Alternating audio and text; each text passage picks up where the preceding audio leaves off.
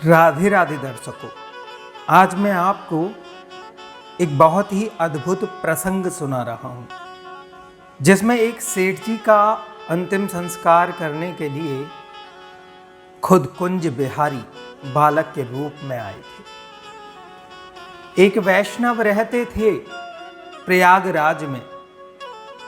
वो बहुत बड़े व्यापारी थे, बहुत धनवान थे, लेकिन उनके कोई संतान नहीं थी।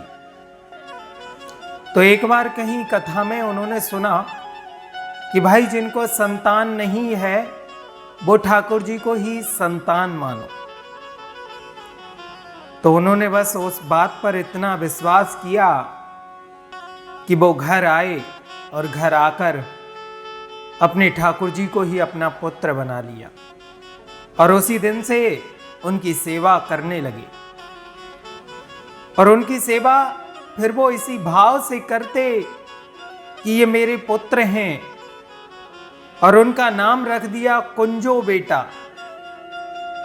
वो बहुत बड़े सेठ थे, अच्छे धनवान थे। समाज के लोग उनके पास आया करते थे, सभी आकर हालचाल पूछा करते थे। एक बुजुर्ग ने उनसे कहा कि सेठ जी, आपका इतना बड़ा व्यापार है और इतनी बड़ी जमीन जायदाद आपकी है, लेकिन आपका कोई वारिस नहीं है। इतने में सेठ जी तेज आवाज में बोले, किसने कहा मेरा कोई वारिस नहीं है? बुजुर्ग बोले, कौन है वारिस? तो सेठ जी ने अपने मंदिर की तरफ इशारा कर दिया और बोले, ये बैठा मेरा वारिस, मेरा कुंजो बेटा। तो बड़े बुजुर्ग हंसने लगे। बुजुर्ग बोले, आप भी बताओ किसकी बात में आ गए हो? भगवान कभी किसी के बेटा होते हैं? तो सेठ जी बोले, भैया सुनो, मेरे तो ये बेटा ही हैं, मैंने तो इनको ही अपना पुत्र मान लिया है। मेरी जितनी संपत्ति जायदाद जो कुछ भी है सब इन्हीं की है। अब तो ऐसा बताते हैं कि आज भी प्रयागराज में वो ठाकुर जी और सेठ जी की जितनी जमीन जायदाद है उसके मालिक हैं और आज भी हैं। तो किसी ने कहा कि ठीक है, मान लिया, जमीन जायदाद तो सब इनकी हो जाएगी, व्यापार सब इनका हो जाएगा, लेकिन आप जब मर जाओगे तब आपका अंतिम संस्कार कौन करेगा? सेठ जी बोले, तुम्हारा कौन करेगा? तो बुजुर्ग बोले, हमारे तो बच्चे हैं, वही करेंगे। तो सेठ जी बोले, मेरा भी बेटा मेरा अंतिम संस्कार करेगा, मेरा कुंजो बेटा मेरा अंतिम संस्कार कर देगा। बड़े बुजुर्ग हंसने लगे कि इनकी तो बुद्धि सटिया गई है। बताओ, भगवान भी कभी किसी का अंतिम संस्कार करते हैं? और इतना कहकर सभी लोग वहां से चले गए। 2, 4, 5 साल बीत गए। सेठ जी ने जब अपने प्राण त्यागे, सब लोग इकट्ठे हुए, पूरे गांव के लोगों ने अर्थी लगाई और जो भी अंतिम संस्कार की प्रक्रिया होती है वो सब गांव के लोगों ने की। लेकिन तभी गांव वालों ने देखा कि गांव के छोटे छोटे बच्चे और जो आसपास के गांव थे उनके भी छोटे छोटे बच्चे सेठ जी के पास बैठकर रो रहे थे, विलाप कर रहे थे। कोई कह रहा था, अब हमको दूध कौन पिलाएगा, हमको कहानी कौन सुनाएगा, सेठ जी आप वापस आ जाओ, ऐसा बोलकर बच्चे रो रहे थे।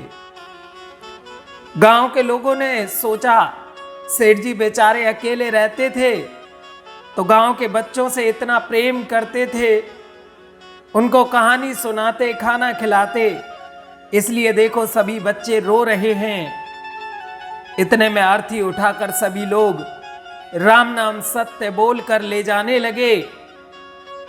पर उन बालकों में एक बालक था, वो अति से ज्यादा रो रहा था।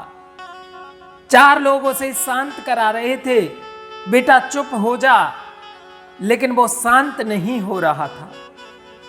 तो गांव के लोगों ने विचार किया कि भैया देखो, सेठ जी का कोई बालक तो था नहीं, अंतिम संस्कार उनका करना है, तो ये जो बालक सबसे ज्यादा रो रहा है, विलाप कर रहा है, हमें तो लगता है सेठ जी इसको सबसे प्रिय थे, तो अब इसे ही सेठ जी का अंतिम संस्कार करा दो।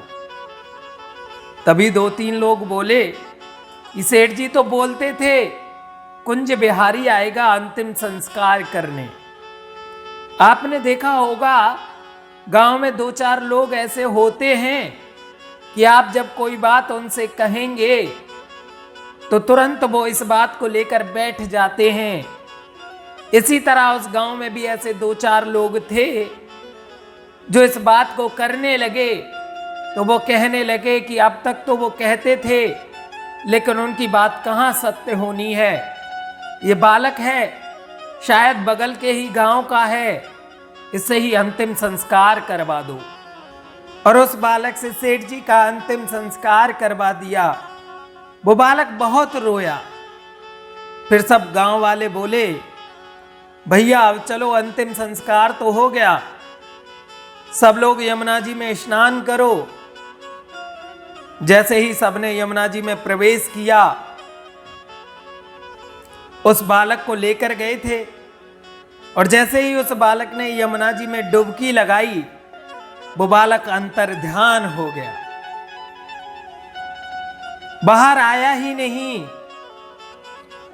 गोताखोर नदी में जाकर ढूंढने लगे लेकिन वो बालक नहीं मिला। गांव के लोगों के हाथ पांव कांपने लगे और कहने लगे कहीं वो कुंज बिहारी ही तो नहीं थे, और कहने लगे दौड़कर चलो सेठ जी के मंदिर में। और जैसे ही उन्होंने सेठ जी के घर पर जाकर मंदिर में देखा तो सेठ जी के जो कुंज बिहारी थे सर से लेकर पांव तक यमुना जी के जल से भीग रहे थे, मानो अभी अभी अंतिम संस्कार करके लौटे हों। कितने कृपालु हैं ठाकुर जी, लेकिन उस कृपा को पाने के लिए कोई स्वयं को तैयार तो करे। ठाकुर जी तो बैठे हैं करने के लिए। ये सत्य घटना है भक्तों। कमेंट बॉक्स में एक बार कुंज बिहारी लाल की जय जरूर लिख देना।